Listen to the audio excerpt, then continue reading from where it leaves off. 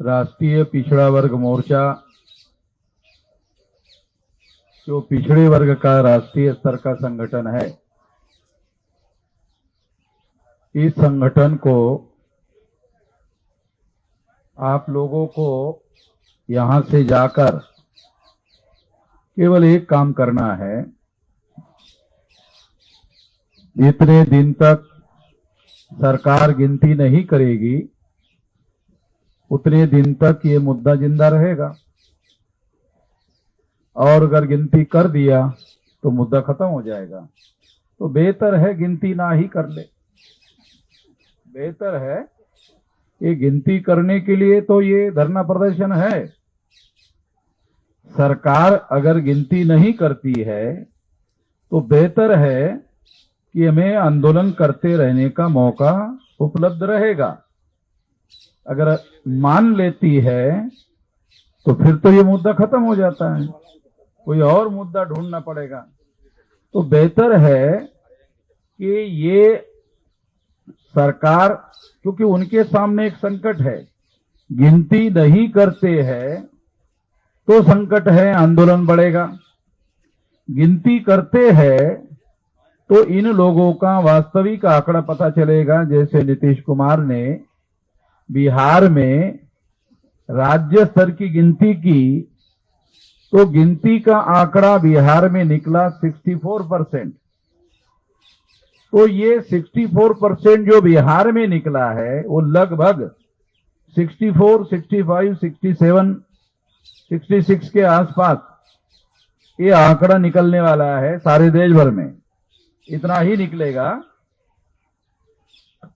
तो हम लोग मानकर चलते हैं कि ये 64, 65 के आसपास है, और अब हम लोग 52% के बजाय भविष्य में ये 64 जो बिहार में आंकड़ा निकला उतना मानकर चलते हैं। ये मानकर ही हम लोगों को प्रचार प्रसार करना चाहिए। अभी जो आपको मैं बताना एक ही मुद्दा बताना है, ज्यादा लंबी बात नहीं करना है। जो मौलिक बात मैं आपको बताना चाहता हूं वो क्या है कि अब आप लोगों को जाकर राष्ट्रीय पिछड़ा वर्ग मोर्चा की प्रत्येक राज्य में जितने जिले हैं उसमें कमेटियां बनाओ। राष्ट्रीय पिछड़ा वर्ग मोर्चा की कमेटी बनाओ। ये लोग ये मानने वाले नहीं है, ना माने कोई बात नहीं है। तो आप लोगों को जाकर राष्ट्रीय पिछड़ा वर्ग मोर्चा की जिला लेवल पर कमेटी बनाओ। फिर सारे देश भर में तहसील जो है उस राष्ट्रीय पिछड़ा वर्ग मोर्चा की तहसील में कमेटी बनाओ। बामसेफ और भारत मुक्ति मोर्चा के द्वारा ये कमेटियां बामसेफ की 625 जिलों में बनी हुई है। आप लोगों को वही कह रहा हूं जो बामसेफ के लोगों को कहा गया है। उनको भी कहा गया है कि राष्ट्रीय पिछड़ा वर्ग मोर्चा की सारे जिले में लगभग ये 769 जिले हैं भारत में। भारत में जो जिले हैं वो 36 स्टेट हैं और 769 जिले हैं। तो हम लोगों को जो नॉर्थ ईस्ट रीजन है, जो बांग्लादेश है उसके बॉर्डर में या ब्रह्मदेश के बॉर्डर में जो छोटे छोटे स्टेट है, अगर वो छोड़ दिए जाए तो हम लोग 32 राज्यों में एक कमेटियां बना सकते हैं। तो आप लोगों को ये कमेटियां बनाने का काम करना है जिला लेवल की, राष्ट्रीय पिछड़ा वर्ग मोर्चा की। और तहसील लेवल पर जो तहसील है देश में, उन तहसीलों में ये कमेटियां बनाना है। जिले की कमेटी बनेगी और जिले की कमेटी बनती है तहसीलों के गठन के साथ। गठन के आधार पर जिला बनता है। और अगर आपने तहसील कमेटी बनाई तो तहसील की कमेटी ब्लॉक और ग्राम पंचायत और गांव से बनती है। आप लोगों को ये बात समझा रहा हूं, बात को समझना जरूरी है। ये ओबीसी की जातीय आधारित गिनती क्यों करना जरूरी है, क्यों करना जरूरी नहीं है, ये सब लोगों ने बताया। इसको मैं बताने वाला नहीं हूं, इसको मैं रिपीट करने वाला नहीं हूं, तो आपको मालूम हो गया। जो मौलिक बात मैं आप लोगों को बताना चाहता हूं वो ये है कि यदि हम डिस्ट्रिक्ट की कमेटी बनाते हैं राष्ट्रीय पिछड़ा वर्ग मोर्चा की, तो वो तहसीलों के साथ मिलकर बनती है। अगर आप तहसीलों की कमेटी बनाते हैं तो ब्लॉक, ग्राम पंचायत और गांव की कमेटियां बनाने से तहसील कमेटी बनती है। तो आपको तहसील कमेटी बनाना है। तहसील कमेटी बनाने का मतलब है ब्लॉक, ग्राम पंचायत और गांव की कमेटी बनाओ। इससे क्या होगा, इससे 6.5 लाख गांव है तो 6 लाख गांव की कमेटियां बन जाएगी।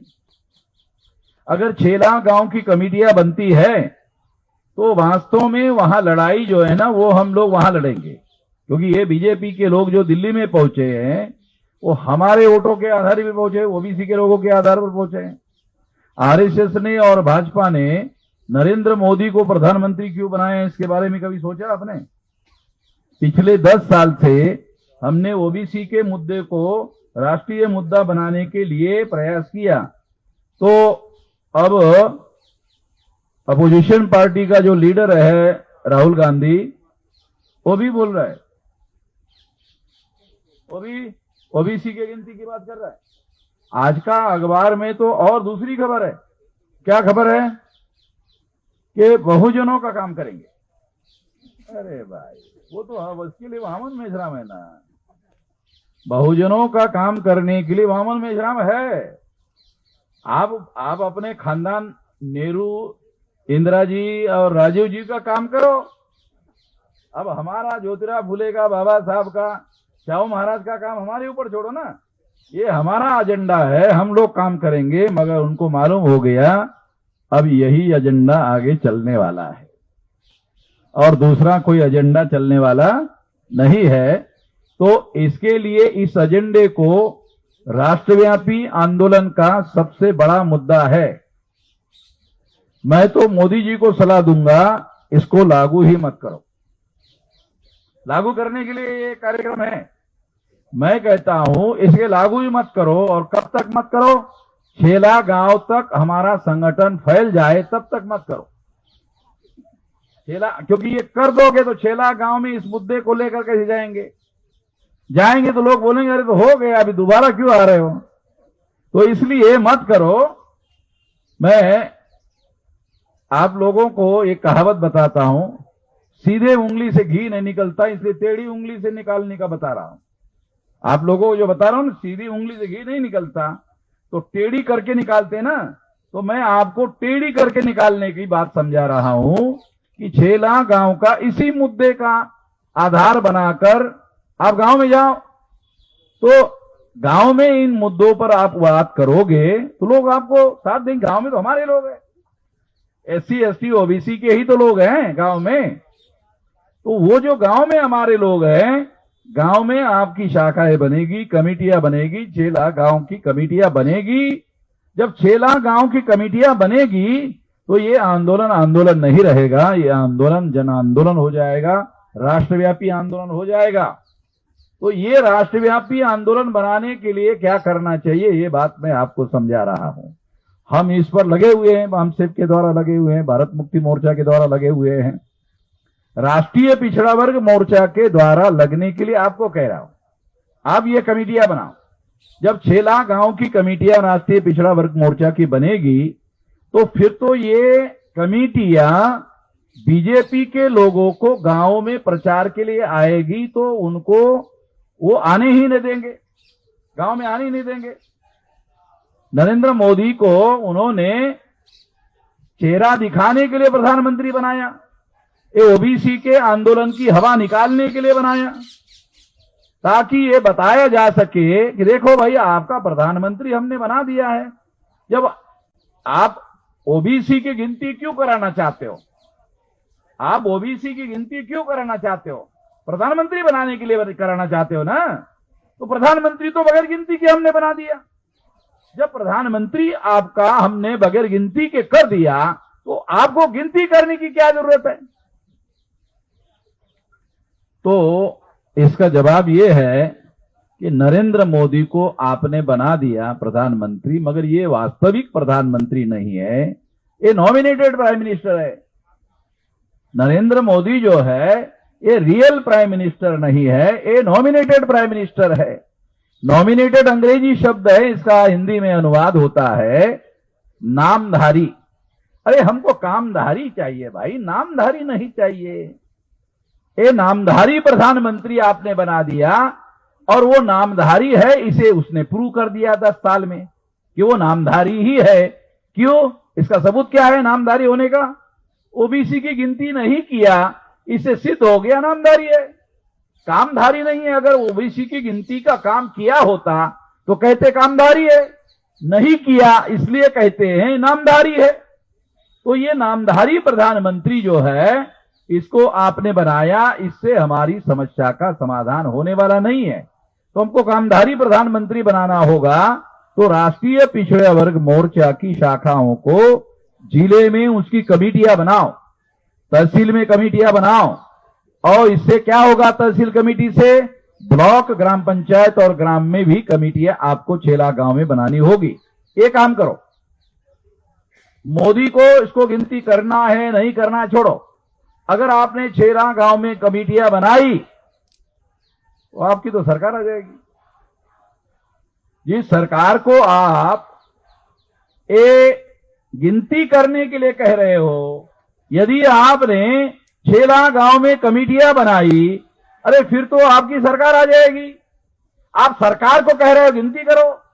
अगर छेला गांव में आपने कमेटियां बनानी तो आपकी सरकार आ जाएगी। जब आपकी सरकार आ जाएगी तो आपके सरकार को आंदोलन करके बताने की जरूरत तो रहेगी नहीं। वो तो गिनती करने की जो बात, जो इश्यू बना हुआ है, राष्ट्रीय इश्यू बनाओ। राष्ट्रीय इश्यू भी हमने बनाया,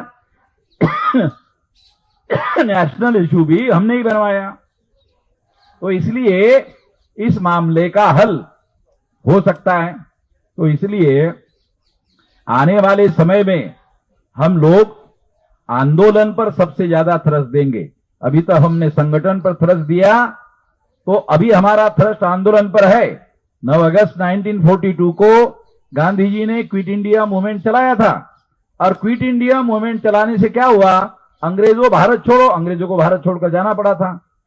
तो इसी तरह से यहां पर जो भी भारत में काबिज लोग हैं, उन लोगों को भी सारी व्यवस्था के नियंत्रण से छुड़ाना होगा, और इसके लिए सारे देश भर में संगठन निर्माण करना छेला गांव में, ये उसकी पूर्व शर्त है। मोदी आपकी बात सुन नहीं रहा तो दूसरा रास्ता अपनाना पड़ेगा। अगर मोदी ने सुन लिया तो आपका मुद्दा हल हो जाएगा। मोदी सुन नहीं रहे हैं क्योंकि मोदी नॉमिनेटेड प्राइम मिनिस्टर है, वो वास्तविक प्रधानमंत्री नहीं है, आरएसएस के हाथ में सारी सूत्र है। तो हमको छेला गांव का संगठन बनाना है। छेला गांव का संगठन बनाओगे तो आपकी ही सरकार आ जाएगी। इस दिशा में आपको काम करना है। तो आपको मैं इस मौके पर बहुत ज्यादा बात नहीं कहना चाहता हूं, क्योंकि कानून के अनुसार 5 बजे तक बोलने की अनुमति दी गई है। 1 मिनट ज्यादा हो गया, तो 1 मिनट मैंने ज्यादा ले लिया है अपनी बात यहीं पर, क्योंकि मैं कानून के पाबंदी का पालन करने वाला आदमी हूं, इसलिए मैंने 1 मिनट ज्यादा ले लिया। तो कानून के दायरे में रहकर मैं अपनी बात समाप्त कर देता हूं। आपने मेरी बात ध्यान से सुनी, इसलिए आभार, धन्यवाद।